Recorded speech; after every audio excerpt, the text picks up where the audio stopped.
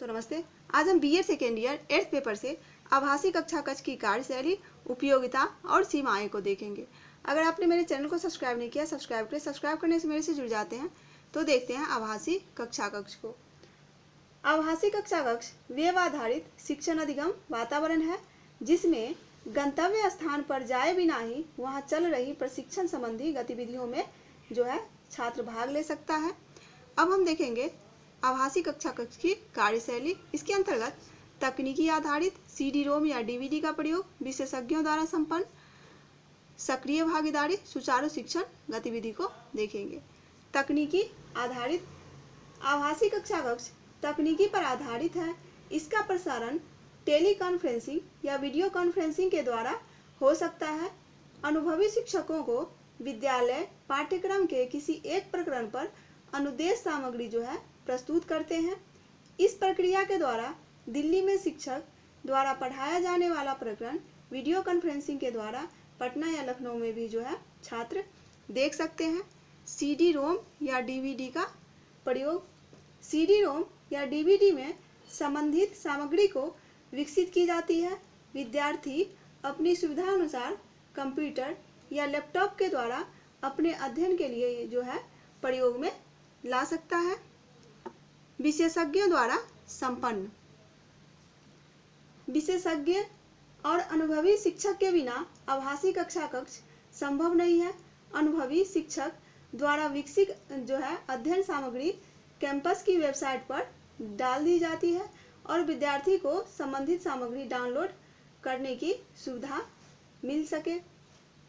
सक्रिय भागीदारी।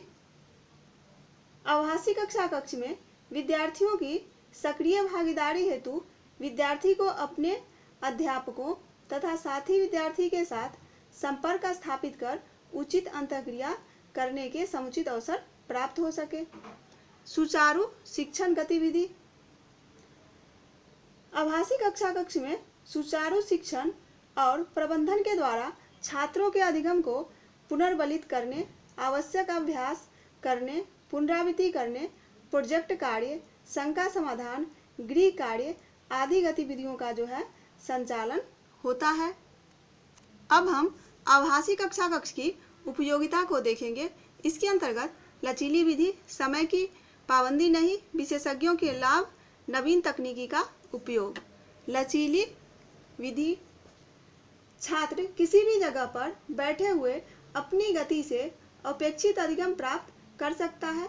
छात्र अपने कार्यों में लगे रहने के साथ साथ अध्ययन कार्य भी कर सकता है।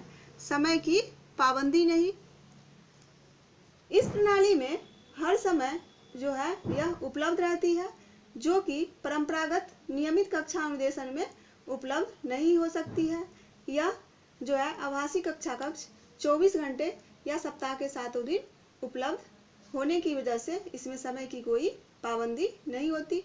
विशेषज्ञों से लाभ। आभासी कक्षा कक्ष में विषय से संबंधित विशेषज्ञों तथा अनुभवी अध्यापकों की सेवाओं का लाभ छात्रों को मिलता है। नवीन तकनीकी का उपयोग। नवीन तकनीकी सामग्री के उपयोग से शिक्षण अधिगम कार्य छात्रों के लिए आकर्षक, समझने में आसानी, प्रेरणादायक बन जाता है। छात्र को सभी सूचनाएं तकनीकी के माध्यम से घर बैठे ही मिल जाता है।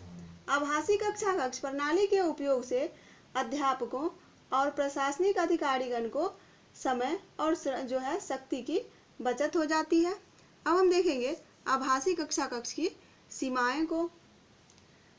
आभासी कक्षा में वास्तविक कक्षा शिक्षण की तरह प्रेम, स्नेह, सामाजिकता, संबंधों की प्रगाढ़ता आदि मानवीय मूल्य की कमी होती है। इस तरह की कक्षा से विद्यार्थियों का सर्वांगीण विकास नहीं होता। आभासी कक्षा कक्ष का संचालन कक्षा कक्ष के संगठन और प्रबंधन के द्वारा होता है। अगर वह अपने कर्तव्यों का पालन सही से नहीं करे तो कक्षा के गुणवत्ता में कमी आएगी। इसके साथ ही आभासी कक्षा तकनीकी आधारित और लचीलापन होने की वजह से छात्र अपनी शक्ति और समय का दुरुपयोग भी कर सकता है। तो ये था आभासी कक्षा कक्ष की कार्यशैली, उपयोगिता और सीमाएं। धन्यवाद। आप मेरे चैनल को सब्सक्राइब करें, शेयर करें, लाइक करें।